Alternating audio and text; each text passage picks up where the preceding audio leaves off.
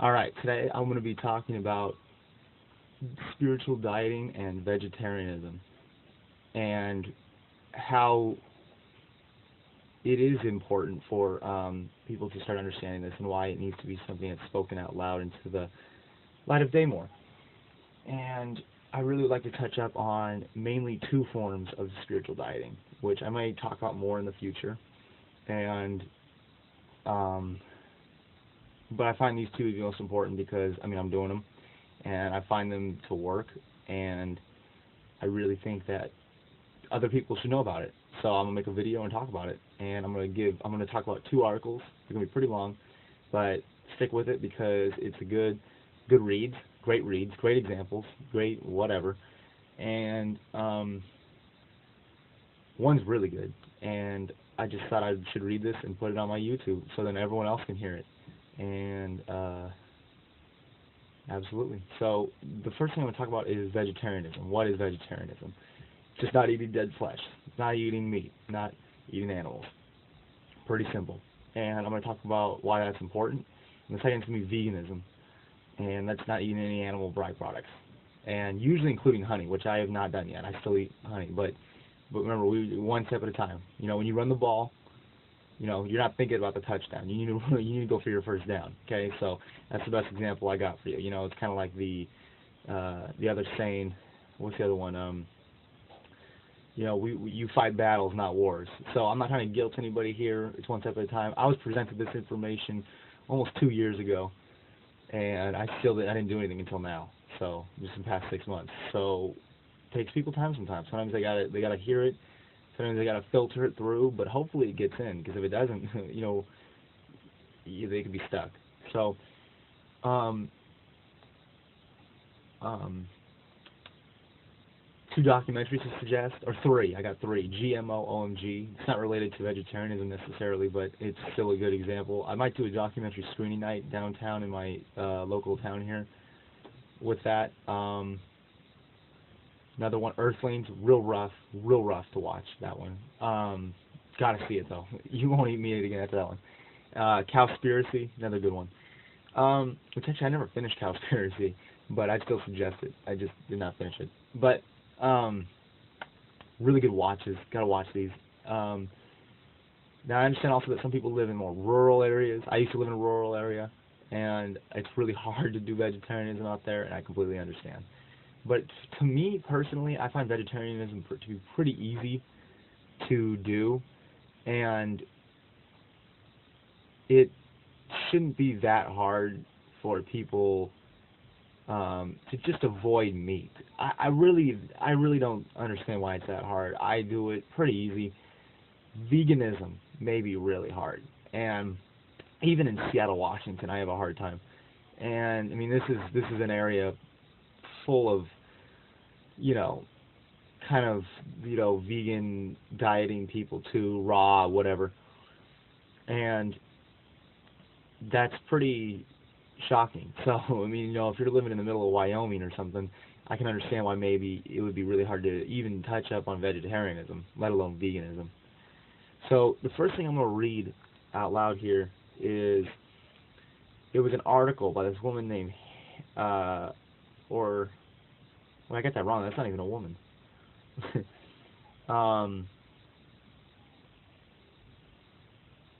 Yeah, okay, no, it's a dude. Harry Mather. And it's on veganviews.org.uk.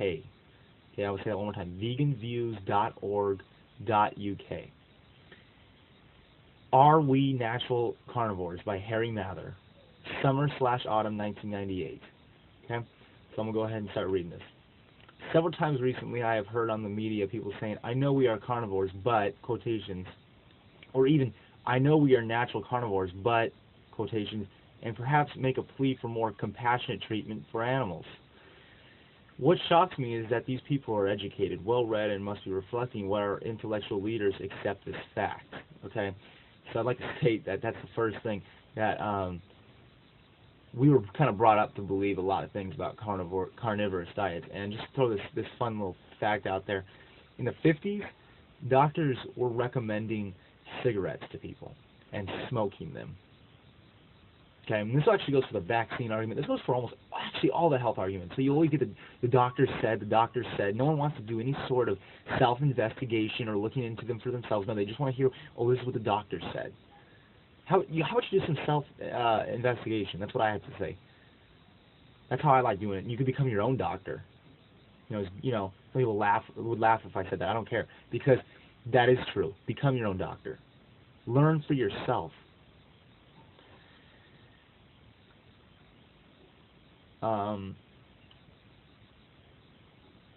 Okay, but looking at the facts, we can find no reason to suppose that the human digestive system was designed for the eating of flesh, and we can point to many facts that point to the human digestive system being designed for the assimilation of plant foods. So the statement, we are natural carnivores, merely means I and the majority of people I know regularly eat meat and think that this is the basis of a good meal. Certainly most humans are able to digest flesh foods and gain nourishment from them, but carnivorous dogs are able to adapt and thrive on a plant-based diet, which that's a fun fact if you did not know that. So this only proves that digestive systems can adapt to different diets. The 19th century scientist T.H. Huxley, who was a stomach defender of Darwin's theories against the denunciations of church leaders, made a special study of the physiology of carnivores compared to creatures with other diets and prepared a list showing that carnivores had completely different systems from humans. I will remember being in a fishing village, not a fishy village, excuse me, where I saw a fisherman throw a fish to an eagerly waiting cat.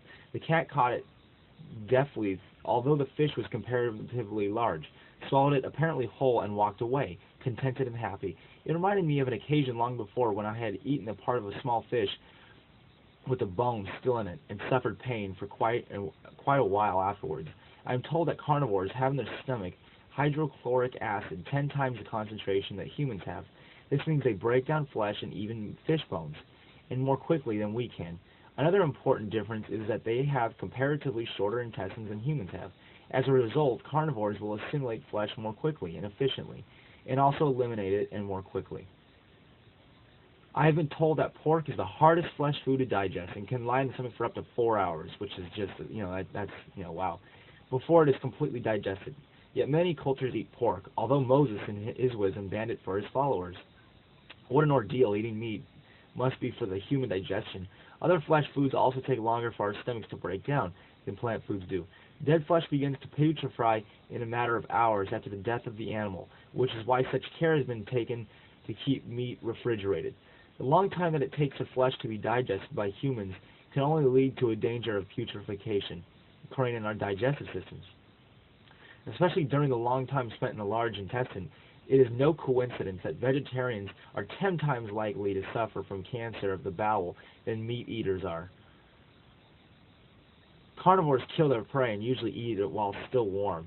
Human hunters carry their prey home and cook it with the tasty herbs before they will eat it. The 19th century author Charles Lamb wrote a famous essay in which he suggested that roast pork had been first discovered when a pig had accidentally been burnt on a fire. There may have been a germ of truth in this notion. Humans probably used fire at the entrance of caves to keep out wild animals. Maybe one day they discovered an animal burnt on the fire and tasted it. Maybe this happened at a time when plant foods were scarces. We only conjecture. What is commonly accepted is the prehistoric humans were hunter-gatherers, whilst the women of the tribe gathered fruits, plants, and herbs. The men were supposed to have gathered together to track and slay an animal for an occasional feast. This viewpoint has been put forward by male-eating anthropologists who suggested that the cunning needed to hunt the animal helped develop intelligence and social skills. The view of a female vegetarian anthropologist, Barbara Noelke, is the woman of the tribe who had to identify and know where to find the various plants and herbs and studies. Their use in nutrition and healing were ones with more developed intelligence. She also suggests that humans were more likely to have taken to meat by scavenging the corpses left by the carnivores who would be efficient at hunting, which, I don't know if I'd really back that up, but hey, it's an article. Even so, there seems to be no evidence of animals being eaten uncooked, not even among cannibals, and we cannot be classed as natural carnivores if we have to wait for the discovery of fire before we can eat meat. Okay, so, that totally makes sense. Like, you would have to discover fire before you could eat meat. So a lot of those hunter-gatherer theories don't even make any sense because there's no sign that we ever ate any raw meat. Turning to our digestive system, this starts in the mouth. Remember that the cats swallow the fish without chewing it either. Okay, so I mean, another huge clue. I mean, we have to grind, break everything down. I mean, come on, eat a piece of steak and tell me how you're eating it. Are you eating it whole? No, you're not. Remember that the cat, okay, by that time it's over. It caught the fish with its jagged interlocking teeth that hold prey firm. Human teeth in the same back position are flat molars. That means grinders, used for the grinding of grains. Our jaws can move in a backward and forward motion and a side for side, ideal for grinding. At the same time, our saliva produces enzymes for breaking down the starches, but surely we have canine teeth? Someone invariably asks. Look at a cat or dog's canine teeth, which do not look anything like ours. I don't even want to. Yeah, I mean, I don't even want to even touch. I mean, I'll just let the article touch into that. And you'll see that they project down further than the others, like those of the imaginary blood-sucking vampires. So ours cannot have any use for attacking prey, and our jaws do not project forward from the face as they do with cats and dogs. Our front teeth are well adapted for biting fruit and cutting up vegetables. As previously mentioned, our gastric juices contain less hydraulic acid than with carnivores, but are well adapted for digestion of starches. Our longer colon is suited for a slow process of digestion, extracting a great variety of essential nutrients. The study of human nutrition has advanced greatly in recent years and continues to discover the importance of minute quantities of certain minerals and vitamins, their interconnectedness and role of various enzymes in the digestive process. Plant foods show themselves to be well adapted for providing the wide range of minerals and vitamins that our bodies require, unless perhaps when they are over-refined or overcooked. We should be more conscious of the importance of sound nutrition rather than the crude notion of filling the hunger gap with a steak or sausage. By the comparative study of populations eating different diets, modern nutritionists have pointed out that the benefits of the Mediterranean diet, which is very low in animal fats, but high in vegetable oils, relying on pulses and grains such as pasta, and consuming many fruits and vegetables, in comparison to people in the south of Italy where plant foods bound with the unfortunate Finns, who have to depend more on the animal products and fats, show that these are massively prone to heart disease. Those living in the frozen Arctic washes, such as the Inuit or Eskimos, have to rely exclusively on edibles for their food, die in their 40s, and suffer from osteoporosis, weak bones due to a shortage of calcium. Vegans, contrary to popular expectation, have a plentiful source of calcium in plant foods, providing they eat a varied diet and are less prone to osteoporosis. Okay, well, so we're assuming that this person who wrote the article is a vegan. Vegans do not have to depend on cooking. Some foods which vegans eat may be digested after being cooked, but a surprising quantity and diversity of foods can be eaten raw and are probably more nutritious in their raw, fresh state. Fruits and nuts obviously can be eaten raw, and also the vegetables we eat in salads, including great carrots and beetroots, also have vegetables not normally included in salads. Onions and garlic can be eaten raw, but maybe you should experiment with the latter only when you will be alone for a while afterwards. Grains can be flaked and eaten raw honestly, I don't even know what that word is. This makes me look kind of stupid, but I don't really care because, yeah, I don't even know what that word is. Pulses in the raw, just one last word. You get the point, okay? We don't really need to dig that much deeper. Pulses in the raw state would appear to be a problem, but many of them may become easily digestible if you first allow them to sprout, as in Chinese mung bean sprouts. They will sprout after being soaked and kept moist and warm for a few days. Peas and lentils sprout readily and are surprisingly sweet. Our imagining ourselves to be carnivores may spring from our idea that carnivores are the most successful animal group. The lion is the king of the jungle. This is far from the case. Deer with their antlers and swift movements can fend off an attacking lion or tiger. I have seen a cat flee from a solitary attacking bird. Herbivores are by far more numerous and can therefore arguably be considered as far more successful, which is just well for the carnivores who could not exist without the herbivores they feed on. Okay, they're feeding on animals that eat. They get those nutrients from the other animals, so the nutrients are still necessary on some level. Which, I know that's not a very good argument, and a lot of people would just kind of frown upon that argument because it's kind of like, well, it's still meat, it's still dead flesh. I get it, I understand it. I guess it's not that good of an argument, I guess. I mean, come on, compared to all the other arguments here, though,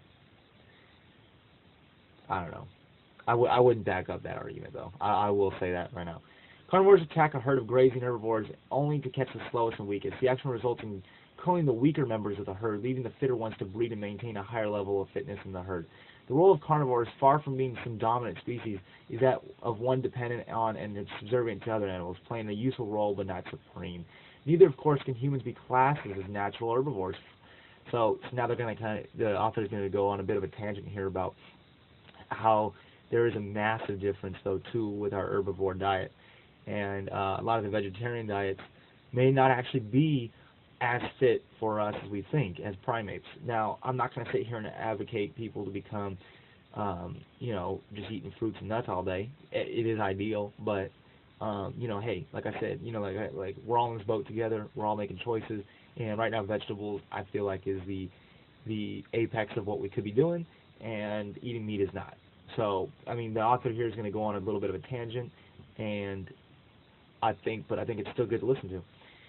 So, as I said, I'm going to read that sentence over. Neither, of course, can humans be classed as natural herbivores, for again, they have quite different digestive systems, which include multiple stomachs, as with cattle and sheep, and they can efficiently digest the coarse grasses. Donkeys even eat thistles with great delight, but I would not recommend this for a suitable diet for humans. Ruminants first swallow the food in one's stomach, then later sit calmly and chew it again for a second digestive process.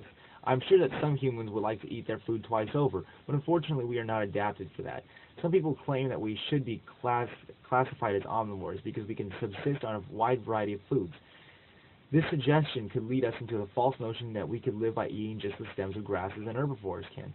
I doubt whether anyone would disagree with that, although we can, of course, digest the grains of grasses such as oats, wheat, and since certain herbs and berries are highly poisonous to humans, the classification of omnivore would appear to have a limit somewhere.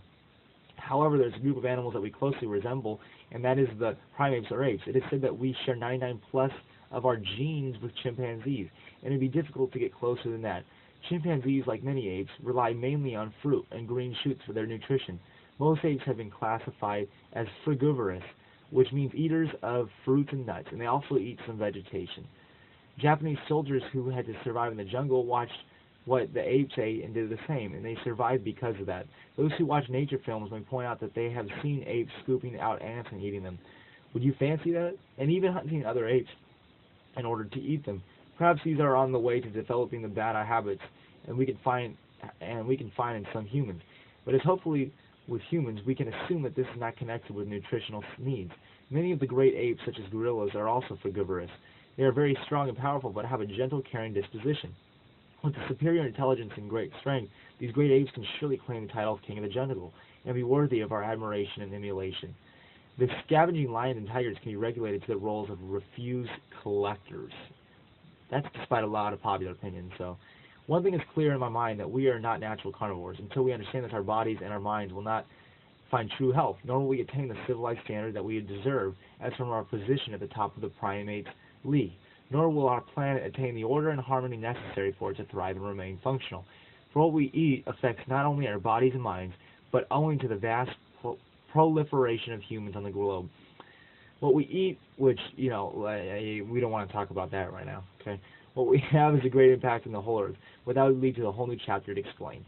Okay, so that was the end of the article. You can find that on veganviews.org.uk, someone out of America, of course. Usually you can find a lot of smart people that are not in America. By Harry Mather, written in 1998. It's a really great article. And real fast, I'd like to touch up on, veganism, what is veganism, and why I find it important. First of all, we're the only animal that eats another animal's breast milk. Okay, let's think about how weird that is. Let's say you had a pregnant, or let's say you're a woman. I'm not going to just sit here and assume that everyone, who's going to be listening to this is a man. Let's say you are a woman and you are pregnant and lactating and you feed your breast milk to your dog. Weird. Okay, look. I'm not one to create social standards. I'm not one to discriminate people if they did something. If you want to feed your dog your breast milk, my subjectivist view, which if you want to know what that means, you should check out some of my other videos. My subjectivist view on the outlook would be that that's a bit out there. It's not something normally people would do. You would not see someone milking, a female milking out of her lactating boob to your house pet or even some pet outside. It's just not something we normally do. But look, like I said, I don't create social standards. If you find that as something that's okay, do it by all means. It's not hurting anybody. But the reason it is a little strange is because no one does it except for us. In fact, there's a lot of things humans do that nobody else does. Now, there's a lot of reasons for this. I've heard many theories, but I mean, cheeses, milks, eggs, it almost doesn't even seem that natural. And eggs is actually almost borderline. It's borderline. I have eggs once in a while, and I find it to be slightly borderline. But I gotta say that after my vegan eating, I definitely do feel better, and you feel so much better. The cheeses, the eggs, the milk, it slows you down. And some people have a hard time without the milk, but I'll tell you right now that there are solutions. And a lot of people don't like to hear this, but the almond milks, the rice milks, I actually prefer them. You can find some good sweet ones. You can find some good not sweet ones. Usually they're organic. Usually they're raw. Usually they're non-GMO, non-MSG. You usually see these on all these things. Your typical PCC, Whole Foods, whatever. PCC is the one out here, but wherever you may be from, they'll have these things, and they're good. And I don't know why people. I mean, just try it. I'm not telling you that you have to go out and take it one step at a time. You know what I'm saying? Start with the milk. Just start with milk. Eat your cheese and eggs, but just start with almond milk. This is stuff I do. I cut out Coca-Cola, but maybe that'd be for a different video. We could talk about that. That's not necessarily related to the vegan diet. But you do one step at a time. Just take one thing. And let's say Coca-Cola. I took it out of my diet just one day, and I said just no Coca-Cola. And then I said, well, how about? And then I just took it a step further. How about no more sodas? But I do still drink one soda. There's one soda I would drink, and I would highly suggest it to people. I know I'm going off on a bit of a tangent here, and it's a bit unrelated, but Zevia is a very good soda, and I would highly suggest it. It's vegan, glucose-free, non-GMO, whatever, the whole nine. Real cane sugar, or not real cane sugar, stevia. They use stevia in it, which is a natural sweetener. It's really good, tastes great. Actually, I would actually suggest it above. It's still like they have Coca-Cola flavor, Dr. Pepper flavor. They call it Dr. Stevia. I would highly suggest this. Highly suggest it for people that are trying to limit their diet. Now, some people say, well, there's vitamins. There's vitamins we gotta eat. Okay, this is true. There are vitamins that you have to eat, and I got one right here actually. Now, I'm going to give a disclaimer though. You do not have to take vitamins if you're going to become a vegetarian. First of all, vegetarianism, you don't need to be taking vitamins, because typically the vegetarian diet with the milk and the egg and the cheese is still. So that means like if you're not vegan, you're just vegetarian, you don't have to really worry about vitamins. That's more of a choice. If you want to take like vitamin D3, it's not really related to the fact that you're not eating meat. Okay? This is more related to the fact that you typically in like the Pacific Northwest where I live, it's people don't have a lot of that vitamin. So it would still be important though to get it. But that's not related to anything about losing meat. So if you lose meat, I'm telling you, your basic vitamin needs, as long as you're still eating like the eggs, cheeses, milks, whatever, are still there. Now, there is one vitamin, and this is the only vitamin I know about, too. Okay, so I'm going to give that disclaimer too. There could be more.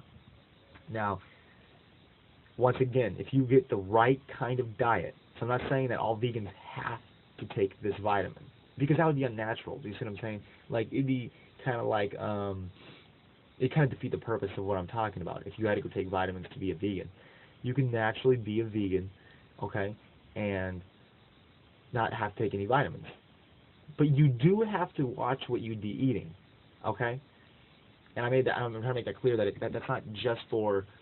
That's not for vegetarianism though necessarily as much. That's more of a choice. But veganism, you have to make sure you'd hit the right kinds of foods, okay? And those would be B12 foods. I personally just take a B12 vitamin like this right here. Okay, this is like a standard amount. Usually 500 mcgs can be another standard amount, and this is the only vitamin that I take. Now, I really load up on B12 because there's a lot of benefits to B12, and I actually suggest that for people that are still eating meat or even just vegetarian. So this isn't something that you don't.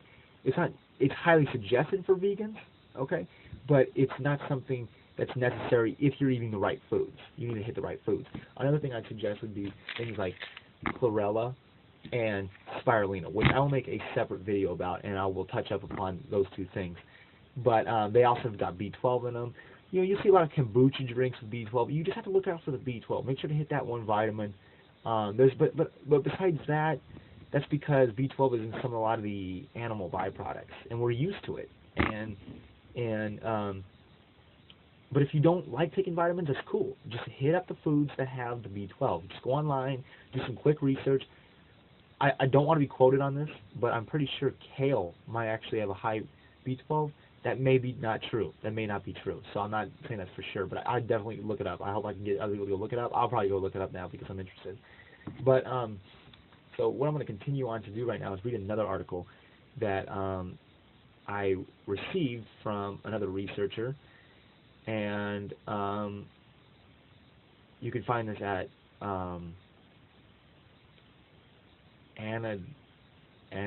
I don't. It's like ANANDGHOLAP.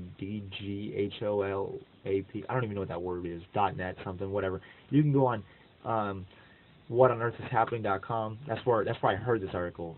Researcher Mark Passio, who I've talked about before in the show, read this on his show, and I found it so awesome that I wanted to read it on mine too.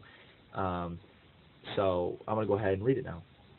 It's called Vegetarianism and Occultism by C.W. Leadbeater. And it's a very good article, and I found it so good that I heard this researcher talk about it on his show, and I was like, man, I want to go.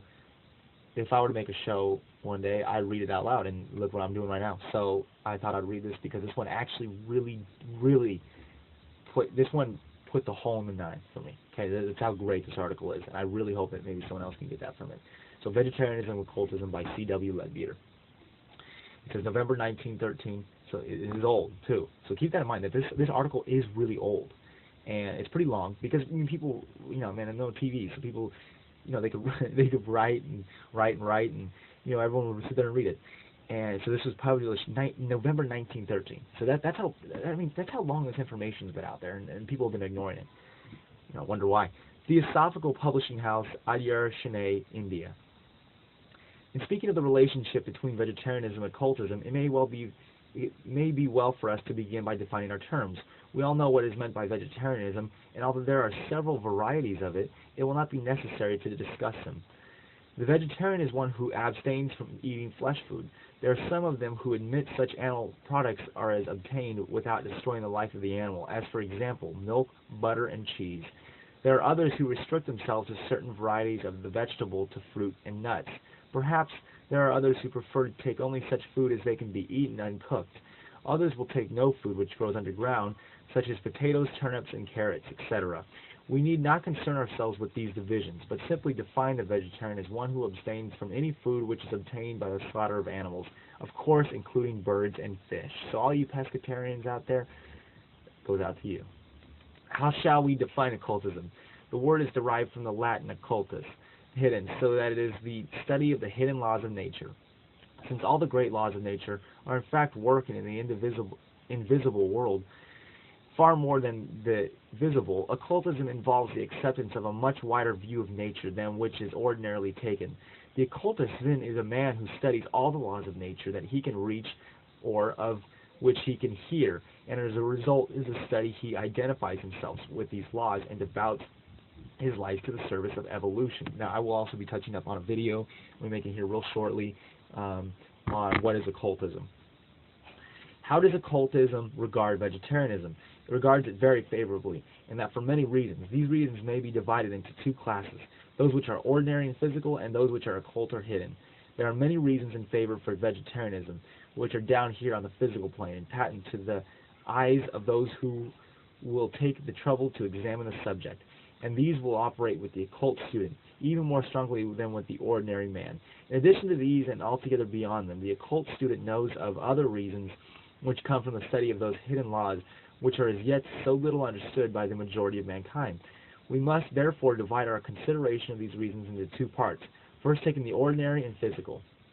Even these ordinary reasons may themselves be subdivided into two classes, the first containing those which are physical, as it were selfish, and secondly those which would be described as the moral and unselfish considerations. Okay, so what he's trying to say is pretty much that there is a selfish reason to be doing vegetarianism and an unselfish reason. First, then, let us take the reasons in favor of vegetarianism, which concern only for the man himself, and are purely upon the physical plane. For the moment we will put aside the consideration of the effect upon others, which is so infinitely more important, and think only of the results of man himself. It is necessary to do this because one of the objections frequently brought against vegetarianism is that it is a beautiful theory, but one the working of which is impracticable, since it is supposed that man cannot live without devouring of dead flesh. So you can tell this guy is also a little more serious than the last article I wrote. That's why I like it. Okay, and I don't know where I just left off. That objection is irrational and is founded upon ignorance or perversion of facts. I am myself an example of this falsity, for I have lived without the pollution of flesh food, without meat, fish, or fowl, for the last 38 years, and not only still survive, but have been during all that time in remarkably good health. Nor am I in any way peculiar in this, for I know some thousands of others who have done the same thing. I know some younger ones who have been so happy as to be unpolluted by the eating of flesh during the whole of their lives, and they are distinctly freer from disease than those who partake of such things. Surely there are many reasons in favor for vegetarianism from the purely selfish point of view, and I will put this first because I know that the selfish considerations will appeal most strongly to a majority of people, though I hope that in this case of those who are studying theosophy, we may assume that the moral considerations which I shall later adduce will sway them far from more forcibly. We want the best is the name of the next section of this article. I take it that in food as well as in everything else, we all of us want the best is within our means. We should like to bring our lives, and therefore our daily food, as a not unimportant part of our lives, into harmony with our aspirations, into harmony with the highest that we know. We should be glad to take what is really best, and if we do not yet know enough to be able to appreciate what is best, then we should be glad to learn to do so. If we think of it, we shall see this as the case along other lines, as for example, in music, art, or literature. We have been taught from childhood that if we want our musical taste developed along the best lines, we must select only the best music, and at first we do not fully appreciate or understand it. We must be willing to patiently wait and to listen, until at length something of its sweet beauty dawns upon our souls, and we come to comprehend that which at first awakened no response within our hearts. If we want to appreciate the best in art, we must not fill our eyes with the sensational broadsheets of police news, or with the hideous abominations which are miscalled comic pictures, which I really want to give a shout out to his outlook on there on the police report. I thought that was kind of funny. But we must steadily look and learn until the mystery of the work of the Turner begins to unfold our patient contemplation, or the great breadth of Velasquez come within our power to understand. So too in literature.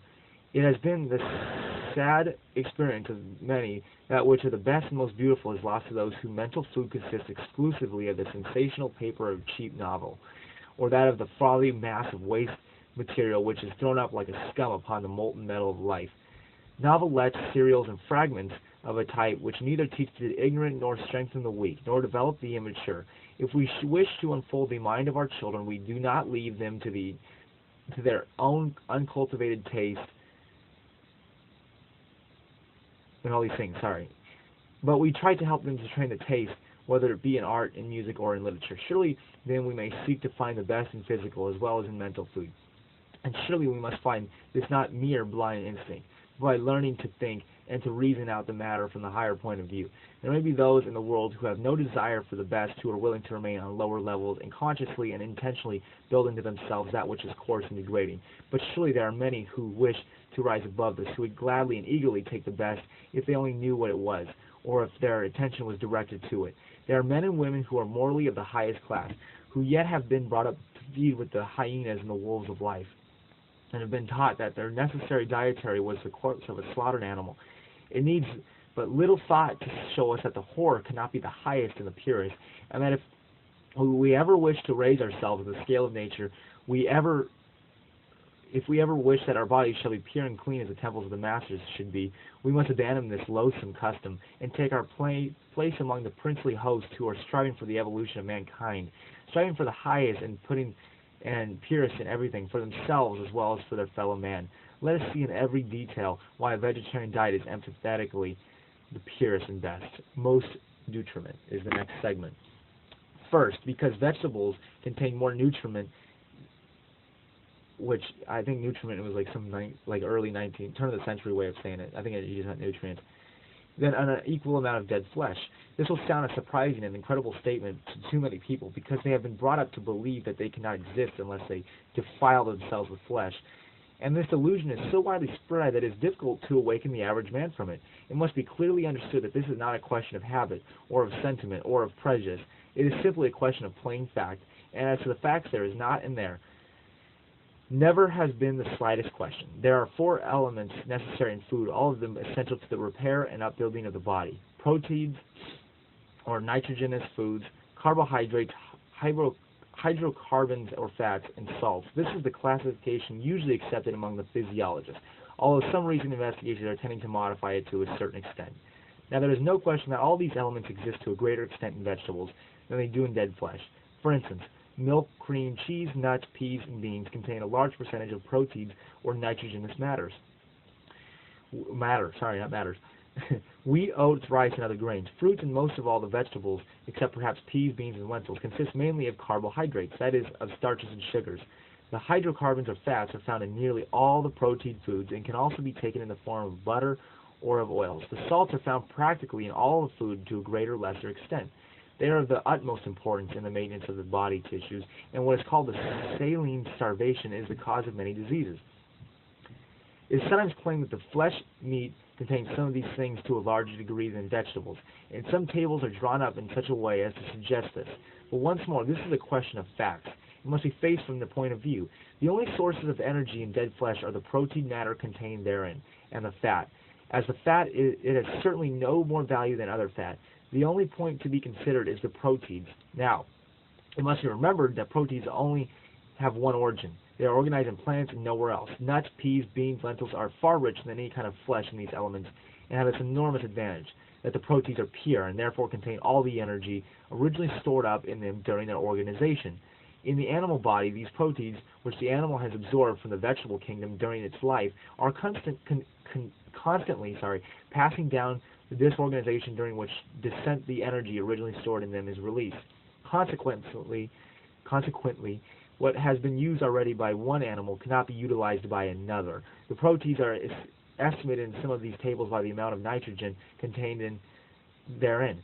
But in flesh meat, there are many products of tissue change, such as uric acid and creatine, all of which contain nitrogen and therefore estimated as proteins, though they have no food value whatever. As you can tell, I'm not scientifically, my scientific definitions are not highly inclined.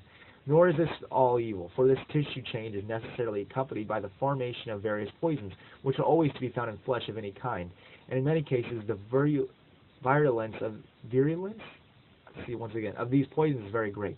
So you'll observe that if you gain any nourishment from the eating of dead flesh, you obtain it because during its life the animal consumed vegetable matter. You get less of the nourishment than you ought to have because the animal has already used up half of it, and along with its various undesirable substances and even some active poisons, which of course are distinctly deleterious. I know that there are many doctors who will prescribe the loathsome flesh diet in order to strengthen people, and that they will often meet with a certain amount of success, which I actually would also not suggest. Though even on some point they are by no means agreed. For Dr. Milner, Fothergill writes, all the bloodshed caused by the warlike disposition of Napoleon is as nothing compared to the loss of life among the myriads of persons who have sunk into the graves through a misplaced confidence in the supposed value of beef tea. At any rate, the strengthening results can be obtained more easily from the vegetable kingdom. When the science of diet is properly understood, and they can be obtained without the horrible pollution and without all the undesirable contaminant. Man, this guy, okay, early turn of the century, some of these writings are a little bit difficult to read. Of the other system. Let me show you that I am not in all this making any unfounded assertions. But, you know, by the way, I'd like to point out to the listener that I'm not professional, and I'm not by no means attempting to be, as you can tell. Let me quote to you the opinions of physicians, of men whose names are well known in the medical world, so you may see that if I have abundant authority for all that I have said. We find Sir Henry Thomas saying it is a vulgar error to regard meat in any form as necessary to life. All that is necessary to the human body can be supplied by the vegetable kingdom. The vegetarian can extract from his food all the principles necessary for the growth and support of the body, as well as for the production of heat and force. It must be admitted as a fact beyond all question that some persons are stronger and more healthy who live on that food. I know how much of the prevailing meat diet is not merely a wasteful extravagance, but a source of serious evil to the consumer. There is a definite statement by a well-known medical man right there, and that was after quotations. Then we may turn to the words of a fellow of the Royal Society, Sir Benjamin Ward Richardson. He says, quotations, "It must be honestly admitted that weight by weight vegetable substance, when carefully selected, possesses the most striking advantages over animal food and nutritious value. I should like to see a vegetarian and a fruit living plan put into general use, and I believe it will be." Quotation.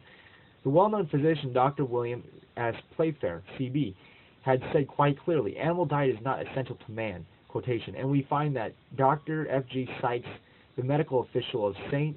Pancras, writing, "Chemistry is not antagonistic to vegetarianism any more than biology is. Flesh food is certainly not necessary to supply the nitrogenous products required for the repair of tissues. Therefore, a well-selected diet from the vegetable kingdom is perfectly right from the chemical point of view for the nutrition of men." Dr. Francis Vacher remarks, "I have no belief," after quotations, "that a man is better physically or mentally for taking flesh food." Quotation. Dr. Alexander Haig, the leading physician at one of the great London hospitals, has written, quotation, "that it is easily possible to sustain life on the products of vegetable kingdom needs no demonstration for physiologists, even if the majority of the human race were not constantly engaged in demonstrating it, and my researches show not only that it is possible, but that it is infinitely preferable in every way and produces superior powers both of mind and body." Dr. M.F. Coombs, weird name, in the American Practitioner News of July 1902 concluded a scientific article as follows, quotation, "Let me state first that the flesh of warm-blooded animals is not essential as a diet for the purpose of maintaining the human body on perfect health." Quotation. He goes on to make some further remarks which we shall quote under our next head. The Dean of Faculty of Jefferson's Medical College of Philadelphia said, "It is well-known fact that cereals as articles of daily food hold a high place in the human economy. They contain constituents amply sufficient to sustain life in entire form." If the value of cereal food products were better known, it would be a good thing for the race. Nations live and thrive upon them alone, and it has been fully demonstrated that meat is not necessary. Quotations. There you have a number of plain statements. All of them are taken from the writings of well-known men who have made a considerable study of the chemistry of foods. It is impossible to deny that man can exist without this horrible flesh diet, and furthermore, that there is more nutriment in an equal amount of vegetable than of dead flesh. I could give you many other quotations, but those above mentioned are sufficient, and they are fair samples of the rest. Less disease would be the next heading in the paper. Second, because many serious diseases come from the loathsome habit of devouring dead bodies, which was always something I was nervous about growing up. About, you know, you got the salmonella, whatever, coming in from chickens. Here again, I could say easily give you a long list of quotations, but as before, I will be satisfied with a few. Dr. Josiah Oldfield writes, "Flesh is an unnatural food and therefore tends to create functional disturbances, as it is taken in modern civilizations. It is infected with such terrible diseases readily communicable to man as cancer, consumption, fever, intestinal worms, etc. to an enormous extent. There is little need to wonder that flesh eating is one of the most serious causes of disease that carry off 99 out of every 100 people that are born." Sir Edward, and this was the turn of the century, by the way. Sir Edward Saunders tells us, quotation, "Any attempt to teach mankind that beef and beer are not necessary for health and efficiency must be good. It must tend to thrift and happiness. And as this goes, and I believe we shall hear less of gout, Bright's disease, and trouble with the liver, and the kidneys in the former, and less of brutality and wife-beating and murder in the latter. I believe that the tendency is towards vegetarian diet, that it will be recognized as a fit and proper, and that the time is not fair distant when the idea of animal food will be found revolting to civilized man. Quotation. Sir Robert Christensen asserts, asserts positively that, quotation, the flesh and secretions of animals affected with carbonicular diseases analogous to anthrax are so poisonous that those who eat the product of them are apt to suffer severely. The disease taking the form either of inflammation of the disease and canal or an eruption of one of the more carbonicles. I don't know what that word is, but if you are into this kind of stuff out there, you probably do. Okay, quotation. Dr. A. Kingsford of the University of Paris says, quotation, animal meat may directly engender many painful and loathsome diseases. Scrofula itself, that Ducan source of suffering and death, not improbably owes its origins of flesh-eating habits.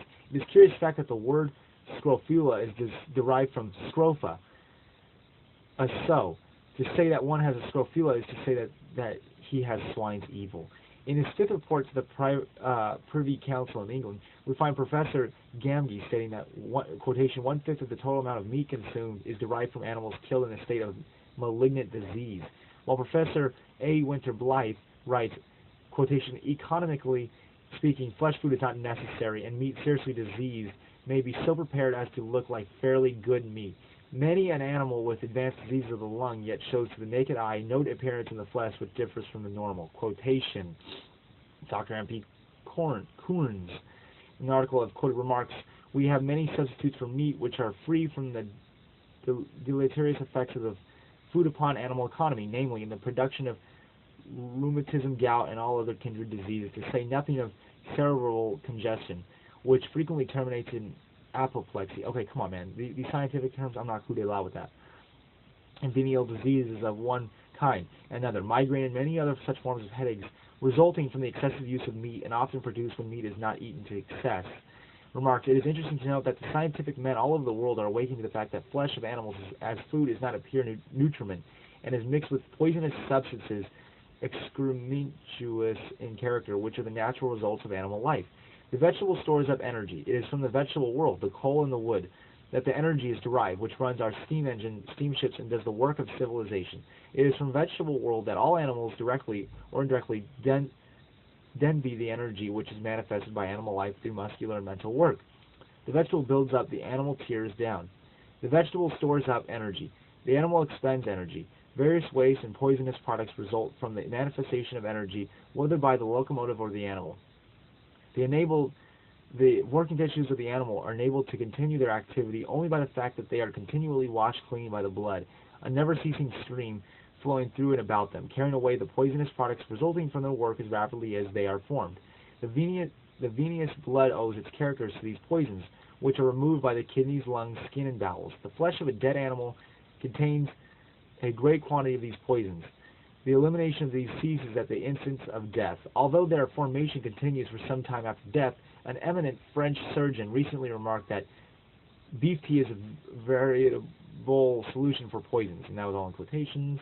Intelligent physicians everywhere are coming to recognize that these facts and to make a practical application to them. Larger quotations.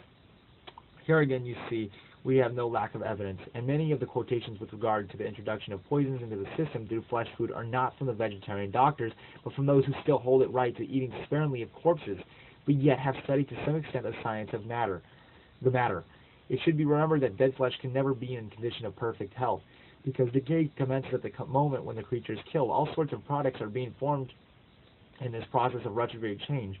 All these are useless, and many of them are positively dangerous and poisonous. In the ancient scriptures of the Hindus, we find a very remarkable passage refers to the fact that even in India, some of the lower castes at that early period commenced to feed on flesh.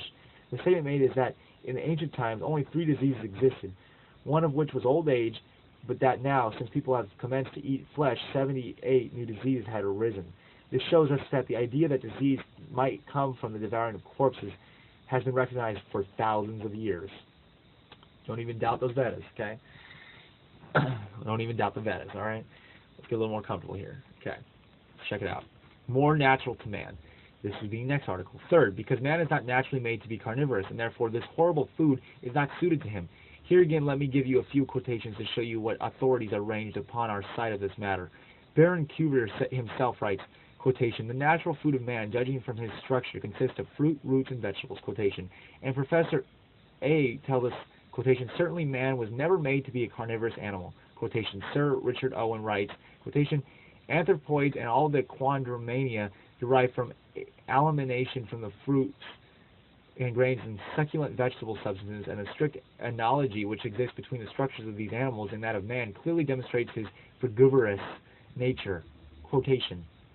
Another fellow of the Royal Society, Professor William Lawrence, writes, the quotation, "The teeth of man have not the slightest resemblance of those of the carnivorous animals, and whether we consider the teeth, the jaws, or the digestive organs, the human structure closely resembles that of the frugivorous animals." Once more, Dr. Spencer Thomas remarks, quotation, "No physiologist would dispute that man ought to live on a vegetarian diet," and Dr. Sylvester Graham writes, "Comparative anatomy proves that man is naturally a frugivorous animal, formed to subsist upon fruits, seeds, and vegetables. The desire which, certain kinds of vegetables," is what he wrote, it wasn't just vegetables. "The desirability of the vegetarian diet will be, of course, need no argument for anyone who believes in the inspiration of the Scriptures, for it will be remarked that God, in speaking to Adam while in the Garden of Eden, said, quotation from the Bible, 'Behold, I have given you every herb bearing seed that which is upon the face of all the earth, and every tree in that which is the fruit of a tree yielding seed. To you it shall be for meat.'"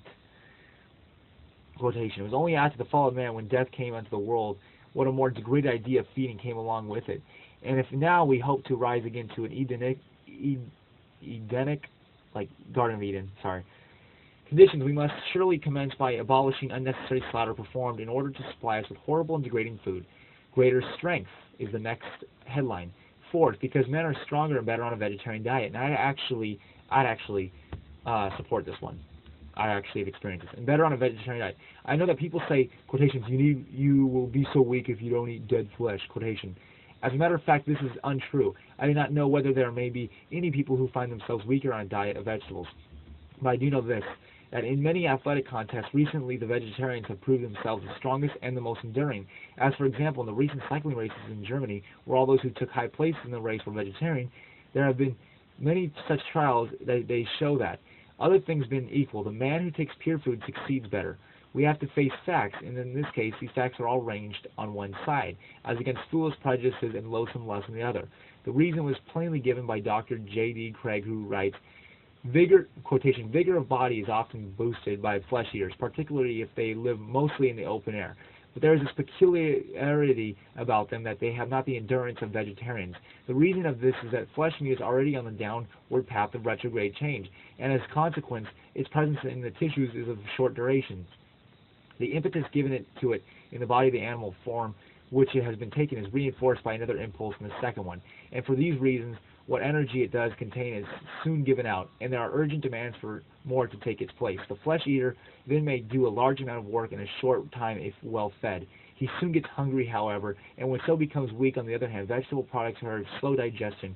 They contain all the original store of energy and no poisons. Their retrograde change is less rapid than meat, having just commenced, and therefore their force is released more slowly with the less loss, and the person nourished by them can work for a long time without food if necessary, and without discomfort. The people in Europe who abstain from flesh are for the better and more intelligent class, and the subject of endurance has been approached and thoroughly investigated by them. In Germany and England, a number of notable athletic contests that required endurance have been made between flesh eaters and vegetarians, with the result that vegetarian has invariably come off victorious. We shall find, if we investigate, that this fact has been known for a long time, for even in ancient history we find traces of it. It will be recollected that of all the tribes of the Greeks, the strongest and the most enduring by universal admission and reputation were the Spartans, and the simplicity of the vegetable diet is a matter of common knowledge. Think, too, of the Greek athletes. Those who prepared themselves with such care for participation in the Olympian and Isthmian Games. If you will read these classics, you will find that these men who in their own line surpassed all the rest of their lives lived upon figs, nuts, cheese, and maize. Then there were the Roman gladiators, men whose great strength depended on their life and fame, and yet we find that their diet consists exclusively of barley cakes and oil. They knew well that this was the more strengthening food. All these examples show us that the common and persistent fallacy that one must eat flesh in order to be strong has no foundation in fact. Indeed, the exact contrary is true. Charles Darwin remarked in one of his letters, "The most extraordinary workers I ever saw, the laborers in the mines of Chile live exclusively on vegetable food, including many seeds and plants. Of the same, and that was in quotations, of the same miners, Sir Francis Head writes, it is usual for the copper miners of central Chile to carry loads of ore of 200 pounds weigh up to 80 perpendicular yards 12 times a day, and the diet is entirely vegetarian. A breakfast of figs and small loaves of bread, a dinner of boiled beans, and a supper of roasted wheat. Mr. F.T. Wood, in the Discoveries of Euphysis, writes, in quotations, the Turkish porters in Smyrna often carried from 400 to 600 pounds weight on their backs, and the captain one day pointed out to me one of his men who had carried an enormous bale of merchandise weighing 800 pounds up in an incline into an upper warehouse, so that his frugal diet, their strength, was unusually great. Quotation. Of these same Turks, Sir William Fairbairn has said, quotation, the Turk can live and fight where soldiers of any other nationality would starve. His simple habits, his abstinence from intoxicating elixirs, and his normal vegetarian diet enable him to suffer the greatest hardships and to exist on the scantiest and simplest of foods. Quotation. I myself bear witness to the enormous strength displayed by the vegetarian Tamil coolies of the south of India, for I have frequently seen them carry loads which astonish me. I remember in one case standing upon the deck of a steamer and watching one of the coolies take a huge case upon the back and walk slowly but steadily down a plank to the shore, where it deposited it in the shed. The captain standing by me remarked with surprise, quotation, why it took 4 English laborers to get that case and lowered on board with the docks at London. Quotation. I have also seen another of these coolies, after having had a grand piano put on his back, carrying it unaided for a considerable distance. Yet these men are entirely vegetarian, for their life chiefly upon rice and water, with perhaps occasionally a little tamarind for flavoring. On the same subject, Dr. Alexander Haig, whom have already quoted, writes, quotation, the effect of getting free from uric acid has been to make my bodily powers quite as great as they were 15 years ago. I scarcely believe that even 15 years ago I could have undertaken the exercise in which I now indulge with absolute impunity, with freedom from fatigue and distress at the time, and from stiffness next day. Indeed, I often say that it is impossible now to tire me, and relatively I believe this is true. This distinguished physician became a vegetarian because from his study of the diseases caused by the presence of uric acid in the system, he discovered that flesh-eating was the chief source of the deadly poison. Another interesting point that he mentioned is that the change of a diet brought about in him a distinct change of disposition, that whereas before he found himself constantly nervous and irritable, he now became much steadier and calmer and less angry. He fully realizes that this is due to the change in his food. If we require any further evidence, we would have it close to our hand in the animal kingdom. We shall observe that there are the carnivora are not the strongest, but that all the work of the world is done by the herbivora, by horses, mules, oxen, elephants, and camels. We do not find that men can utilize the lion or the tiger, or the strength of these savage flesh eaters is at all equal to that of those who simulate it directly from the vegetable kingdom. Now, I'm going to go ahead and take a break there. I'm probably going to make a second video. I just like to point out that that is very true. And if you think about it, what about cattle? I mean, cattle are like these big, massive animals, and what do they eat all day? Just think about that one. And I'm probably going to make a second video where it'll probably be, I'll name it the same thing, part 2 or whatever, and I'll read the rest of that. So, yep.